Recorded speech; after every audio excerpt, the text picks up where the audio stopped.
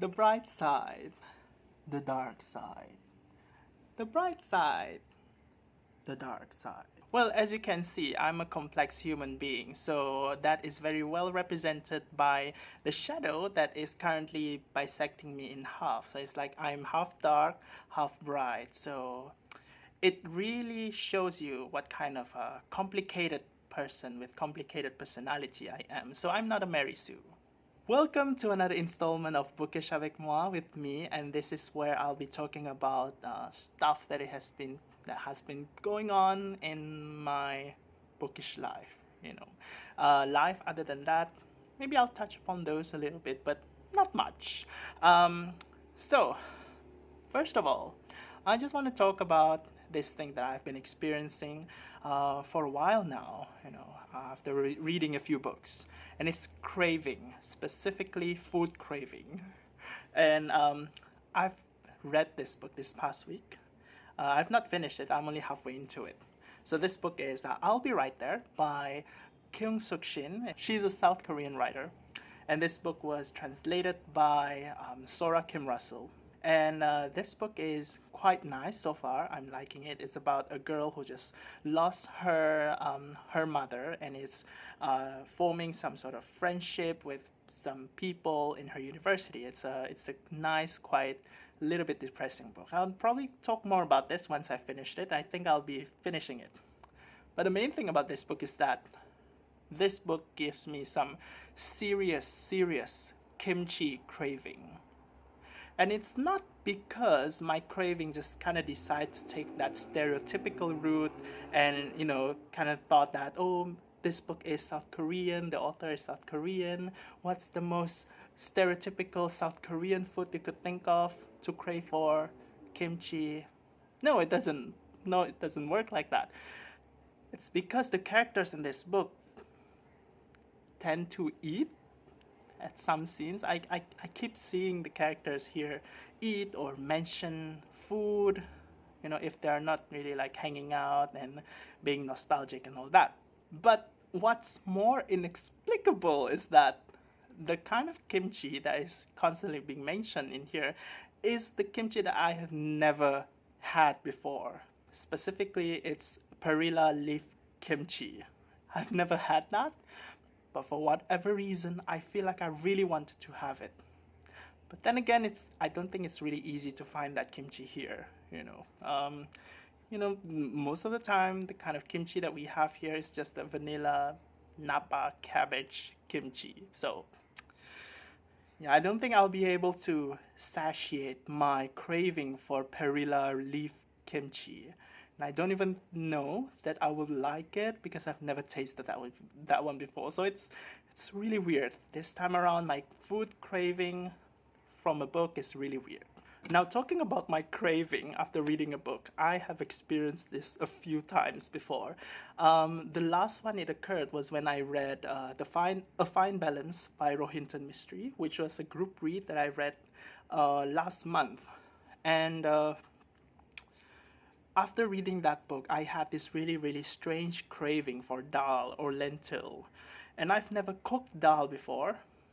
I have had dal, whenever I eat out, I'll have like lentil curry and stuff like that. But it's not like lentil is the most favorite food for me, And I certainly never cooked lentil. So last month was the first time I cooked lentil. I made lentil curry. I went to the supermarket and I got myself some yellow lentil. And the second time I went to the supermarket, I got some red lentils. And I was just trying out all of these kinds of lentils. It was strange because I suddenly had this craving for lentil. Before that, I also had a case of craving based on a book. And I think it happened in June. I was reading Oranges Are Not the Only Fruit by Jeanette Winterson. And get this, whenever I went to the night market every week, I never bought oranges. I only bought fruits such as apples, grapes, pears, plums, all those things. But I never bought oranges. But after reading that book, I was moved to buy oranges, and I think I kept buying oranges for like a few weeks. And by the third week, I've been experiencing some changes in my life. Namely, I've been experiencing more trips to the toilet. And it got a little bit annoying. But I think I kind of got over my craving for oranges after that. So these days, I think I'm kind of back to normal. I'm more of a, I'm back to the grape person that I was before that. So, no, but I gain a new appreciation for oranges. So thanks to that book, I like eating oranges right now, and I even like to peel oranges. Before that I usually just cut them into slices. So now I peel oranges. So new changes in my life. I should consider that book as one of my life-changing book. Oh my gosh. So what have I finished this week? I finished 2 books this week, so that's awesome. The first book that I just finished, I think it was a few days ago, was Erica Jong's Fear of Dying. And I would say that this book is not exactly at the same level as Fear of Flying in terms of the writing. It does feel kind of unpolished. So this book is about a woman who is not exactly very young herself. She is facing like different kinds of death that's happening around her, with her aged parents and her husband and her pet. So many deaths around her, and she's kind of like trying to cling onto life, in this existentialist way. She just wants to have a bit of try to experience life more, and the way that she does that is by trying to have more sex from an online site. And this book is kind of funny. I like how some of the chapters are really really crude, but not exactly vulgar. But it's really honest, kind of awkward also. So I think the writing is quite entertaining. But I wouldn't say that it's like super literary or super ornate, stuff like that. And there's, of course, one of the chapters at the back of this book does kind of rub me the wrong way with how it kind of romanticizes foreign culture. So this one is a 4-star read for me. It's not super sophisticated. And so another book that I finished is a book that we are reading as a group read with Leo from A Little Book Life, and it is Hanya Yanagihara's A Little Life. So this book is about a character, Jude, who is living in New York City, and how he's dealing with trauma and mental illness and self-harm, and at the same time explores his relationship with his friend and how his friends are reacting to him, and how they are supporting him, how his mental illness is affecting his kind of relationships around him. So I think this book is a good book because I feel like it's a really honest way of writing all of these kinds of really heavy topic like mental illness and self-harm. And this book writes those things in a way that is very serious, and it doesn't make light of all of these things. It doesn't romanticize these things, which I think is really important. One thing I have to note about this book is the length. I do think that this book is a little bit too bloated on details that does not exactly contribute much to the main meat of this story. So that's kind of like my main complaint for this book.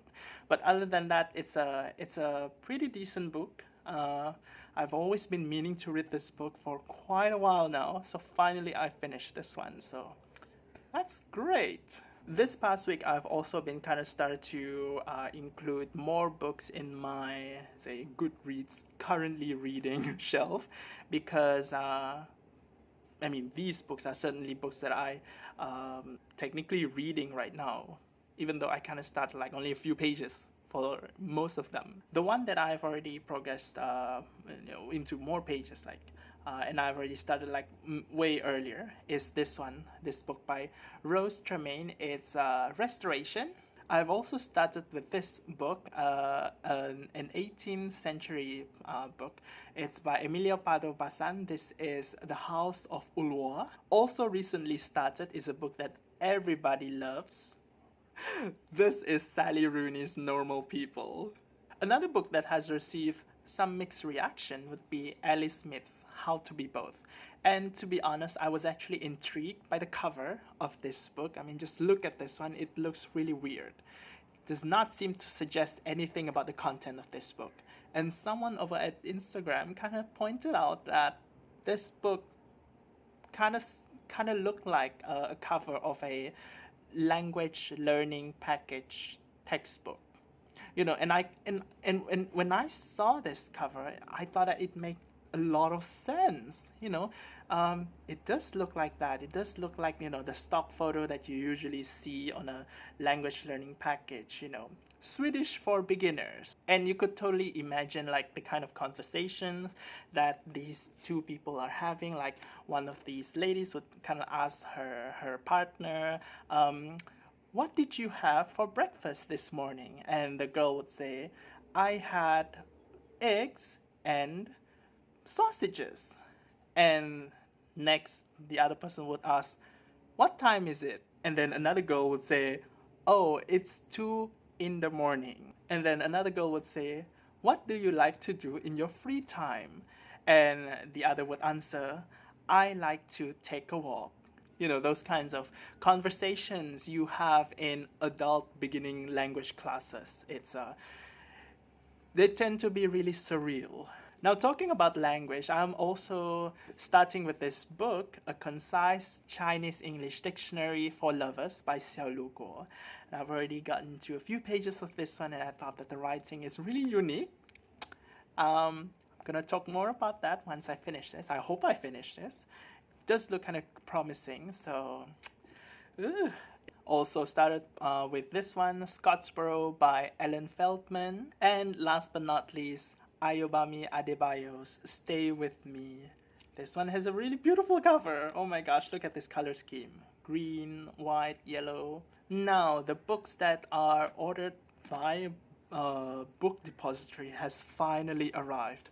And it's really annoying to order from Book Depository, to be honest, because they tend to take like forever to arrive. This one I think took like nearly 2 months, and that's annoying. But these are the books that, you know, I must say were books that I was inspired to read because of BookTube. And the first one is Juan Rulfo's Pedro Paramo. This one is written by a Mexican author, and it is actually, you know, kind of like, I just found out one of the books that you gotta read if you are really interested in South American literature.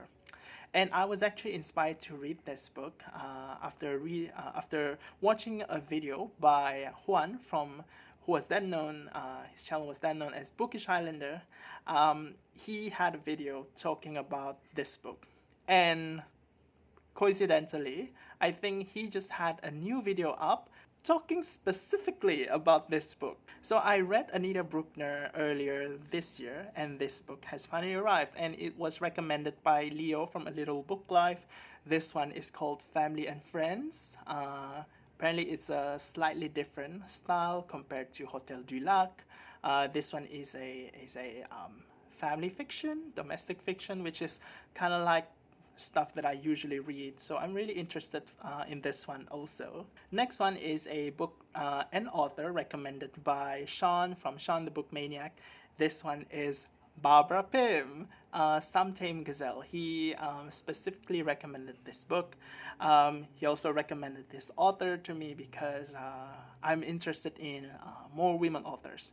And since then, I have been seeing few videos by different booktubers talking and raving about Barbara Pym. So I got really interested. So a few months ago, Shawn and I, we actually exchanged books. And we exchanged books that we didn't particularly enjoy ourselves. I sent him a book, I think it was in June, my copy of The Professor by Faisal Terani. And it arrived like, I think, a few weeks or 1 month after that. And he also mailed me a book. But that book actually took like, I don't know, 2 months or more than 2 months to arrive. And within that time, he was like really on edge. Was asking me if the book has arrived or not. And every time I check my mailbox, it's not there. So finally, the book has arrived. And this one is The Mountains Sing by Nguyen Phan Que Mai. This is a family saga. Shawn said that he read this book, but he wasn't really enjoying it, so he decided to give it away. I am excited to see what this book is about. It does kind of make me a little bit worried that he did not enjoy this book, but I guess we'll just have to wait and see. And I think that this book is also like the newest book I ever have. Like, this book was published in 2020, and I don't think I have any other book published in 2020 under my possession because I'm more of a backlist person. So I guess that's just another interesting, fairly mildly interesting but useless fact. So that's it for this week's Bookish avec moi, and I'll see you again in another video. I actually have a backlog of a few recorded videos that I have, especially on single book reviews. I don't think I have uploaded those ones as much, but I have them. So I hope in this coming week I'll be able to upload those videos, because this past week I've not been really active in uploading videos. So let's see how things go. So until then, take care, bye bye, and thanks for watching.